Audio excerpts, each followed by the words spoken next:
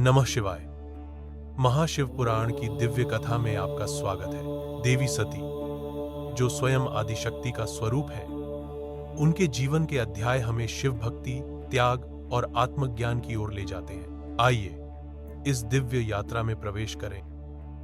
26वां अध्याय, दक्ष का भगवान शिव को शाप देना। ब्रह्मा जी बोले, हे नारद, पूर्व काल में समस्त महात्मा और शिव प्रयाग में इकट्ठा हुए। वहां पर उन्होंने एक बहुत विशाल यज्ञ का आयोजन किया था। उस यज्ञ में देवर्षि, देवता, ऋषि, मुनि, साधु, संत, सिद्धगण तथा ब्रह्म का साक्षात्कार करने वाले महान ज्ञानी पधारे, जिसमें मैं स्वयं अपने महातेजस्वी निगमों, आगमों सहित परिवार को लेकर वहां पहुंचा। वहां बहुत बड़ा उत्सव हो रहा था। अनेक शास्त्रों में ज्ञान की चर्चा एवं वाद विवाद हो रहा था। उस यज्ञ में त्रिलोकीनाथ भगवान शिव भी देवी सती और अपने गणों सहित पधारे थे। भगवान शिव को वहां आया देख मैंने सभी देवताओं, ऋषियों, मुनियों ने उन्हें झुककर भक्तिभाव से प्रणाम किया तथा अनेक प्रकार से उनकी स्तुति की। शिवजी की आज्ञा पाकर सभी ने अपना आसन ग्रहण कर लिया। इसी समय प्रजापति दक्ष भी वहां आ पहुंचे। वे बड़े ही तेजस्वी थे। प्रजापति दक्ष ने मुझे प्रणाम करके अपना आसन ग्रहण कर लिया। वे ब्रह्मांड के अधिपति थे, इसी कारण उन्हें अपने पद का घमंड हो गया था। उनके मन में अहंकार ने घर कर लिया था। ब्रह्मांड के अधिपति होने के कारण वे सभी देवताओं के वंदनीय थे। सभी ऋषि, मुनियों सहित देवर्षियों ने भी मस्तक झुकाकर प्रजापति दक्ष को प्रणाम किया और उनकी स्तुति कर उनका आदर सत्कार किया। परंतु त्रिलोकीनाथ भगवान शिव शंभु ने न तो उन्हें प्रणाम किया और न ही अपने आसन से उठकर दक्ष का स्वागत किया। इस बात पर दक्ष क्रोधित हो गए। ज्ञान शून्य होने के कारण प्रजापति दक्ष ने क्रोधित नेत्रों से महादेव जी को देखा और सबको सुनाते हुए उच्च स्वर में कहने लगे। प्रजापति दक्ष बोले, सभी देवता, असुर, ब्राह्मण, शिव, मुनि सभी मुझे नम्रतापूर्वक प्रणाम कर मेरे आगे सिर झुकाते हैं। ये सभी उत्तम भक्ति भाव से मेरी आराधना करते हैं, परंतु सदैव प्रेतों और पिशाचों से घिरा रहने वाला यह दुष्ट मनुष्य क्यों मुझे देखकर अनदेखा कर रहा है? श्मशान में निवास करने वाला यह निर्लज्ज जीव क्यों मेरे सामने मस्तक नहीं झुकाता? भूतों, पिशाचों का साथ करने के कारण क्या यह शास्त्रों की विधि भी भूल गया है? इसने नीति के मार्ग को भी कलंकित किया है। इसके साथ रहने वाले या इसकी बातों का अनुसरण करने वाले मनुष्य पाखंडी, दुष्ट और पाप का आचरण करने वाले होते हैं। वे ब्राह्मणों की बुराई करते हैं तथा स्त्रियों के प्रति आकर्षित होते हैं। यह रुद्र चारों वर्णों से पृथक और कुरूप है, इसीलिए इस पावन यज्ञ से इसे बहिष्कृत कर दिया जाए। यह उत्तम कुल और जन्म से हीन है, अतः इसे यज्ञ में भाग न लेने दिया जाए। पुत्र, क्रोध से विवेक समाप्त हो जाता है। दक्ष ने शिव के लिए अपशब्द कहते समय उसके परिणाम पर तनिक भी विचार नहीं किया। अहंकार के कारण वह शिव के स्वरूप को भूल गया। वह यह भी भूल गया कि आदिशक्ति ने जिसका तप द्वारा वर्ण किया है वह कोई साधारण मनुष्य, ऋषि या देव नहीं है। ब्रह्मा जी बोले, हे नारद, दक्ष की ये बातें सुनकर भृगु आदि बहुत से महर्षि रुद्रदेव को दुष्ट मानकर उनकी निंदा करने लगे। ये बातें सुनकर नंदी को बुरा लगा, उनका क्रोध बढ़ने लगा और वे दक्ष को शाप देते हुए बोले कि हे महामूढ़, दुष्ट बुद्धि दक्ष, तू मेरे स्वामी देवाधिदेव महेश्वर को यज्ञ से निकालने वाला कौन होता है, जिनके स्मरण मात्र से यज्ञ सफल फल हो जाते हैं और तीर्थ पवित्र हो जाते हैं? तू उन महादेव जी को कैसे शाप दे सकता है? मेरे स्वामी निर्दोष है और तूने अपने स्वार्थ की सिद्धि के लिए उन्हें शाप दिया है और उनका मजाक उड़ाया है। जिन सदाशिव ने इस जगत की सृष्टि की, इसका पालन किया और जो इसका संहार करते हैं, तू उन्हीं महेश्वर को शाप देता है। नंदी के ऐसे वचनों को सुनकर प्रजापति दक्ष के क्रोध की कोई सीमा न रही। वे आग बबूला हो गए और नंदी समेत सभी रुद्रगणों को शाप देते हुए बोले, अरे दुष्ट रुद्रगणों, मैं तुम्हें शाप देता हूं कि तुम सब वेदों से बहिष्कृत हो जाओ, तुम वैदिक मार्ग से भटक जाओ और सभी ज्ञानी मनुष्य तुम्हारा त्याग कर दे। तुम शिष्ट आचरण न करो और पाखंडी हो जाओ। सिर पर जटा, शरीर पर भस्म एवं हड्डियों के आभूषण धारण कर मद्यपान शराब का सेवन करो। जब दक्ष ने शिवजी के प्रिय पार्षदों को इस प्रकार शाप दे दिया तो नंदी बहुत क्रुद्ध हो गए। नंदी भगवान शिव के प्रिय पार्षद हैं। वे बड़े गर्व से दक्ष को उत्तर देते हुए बोले। नंदीश्वर ने कहा, हे दुर्बुद्धि दक्ष, तुझे शिव तत्व का ज्ञान नहीं है। तूने अहंकार में शिवगणों को शाप दे दिया है। तेरे कहने पर भृगु आदि ब्राह्मणों ने भी अभिमान के कारण भगवान शिव का मजाक उड़ाया है। अतः मैं भगवान शिव के तेज के प्रभाव से तुझे शाप देता हूं कि तुझ जैसे अहंकारी मनुष्य जो सिर्फ कर्मों के फल को देखते हैं, वेदवाद में फंसकर रह जाएंगे। उनका वेद तत्व ज्ञान शून्य हो जाएगा। वे सदैव मोह माया में ही लिप्त रहेंगे। वे पुरुषार्थ विहीन होंगे और स्वर्ग को ही महत्व देंगे। वे क्रोधी व लोभी होंगे। वे सदा ही दान लेने में लगे रहेंगे। हे दक्ष, जो भी भगवान शिव को सामान्य देवता समझकर उनका अनादर करेगा, वह सदैव के लिए तत्वज्ञान से विमुख हो जाएगा।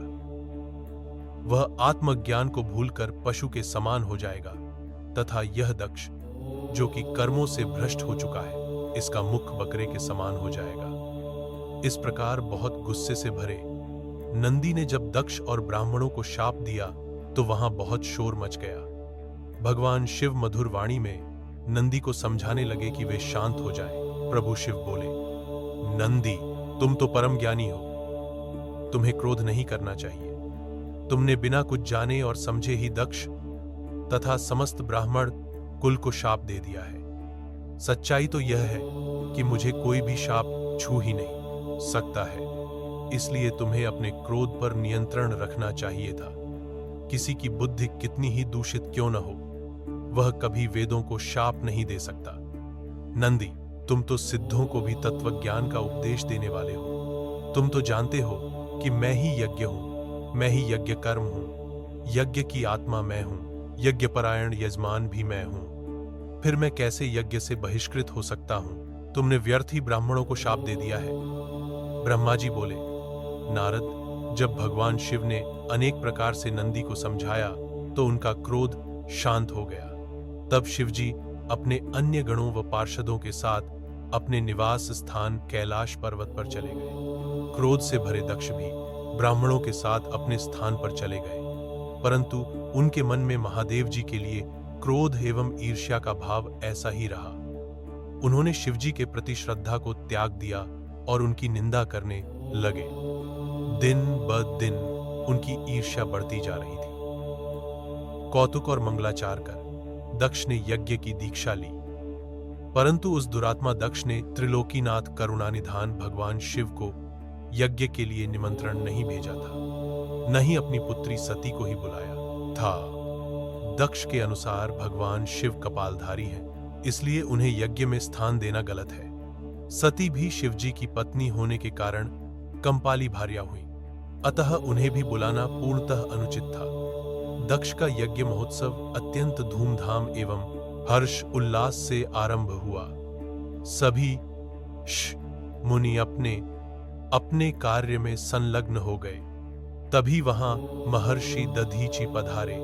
उस यज्ञ में भगवान शंकर को न पाकर दधीचि बोले, हे श्रेष्ठ देवताओं और महर्षियों, मैं आप सभी को श्रद्धापूर्वक नमस्कार करता हूं। हे श्रेष्ठ जनों, आप सभी यहाँ इस महान यज्ञ में पधारे हैं। मैं आप सबसे यह पूछना चाहता हूं कि मुझे इस यज्ञ में त्रिलोकीनाथ भगवान शंकर कहीं भी दिखाई नहीं दे रहे हैं। उनके बिना यह यज्ञ मुझे सूना लग रहा है।